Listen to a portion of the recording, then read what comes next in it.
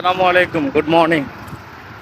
আসলে বিষয়টা হচ্ছে সাত সকালবেলা আমি আছি কুমিল্লা কান্দিরপাড়ের ভিতরে।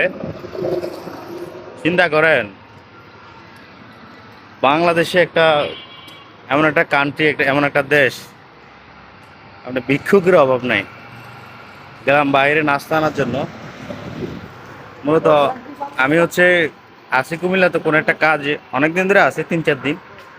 অনেকদিন বলতে 3-4 দিন আর কি, বেশি একটা না।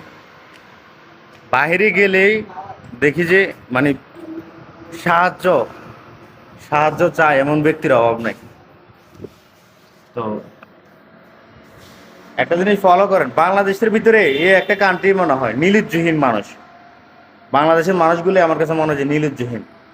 তারা বুঝি না, মানে তাদের মিনিংটা কি।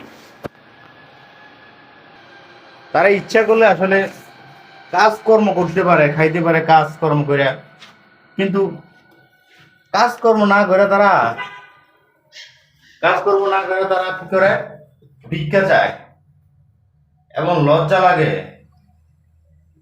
কি বলবো, বাংলাদেশের এই একটা স্বভাব খুবই খারাপ। বিশ্বের মধ্যে এটাই মনে হয় 1 নাম্বার ব্যক্তি, মানে এটাই মনে হয় যে 1 নাম্বার দেশ, যে লজ্জা নাই।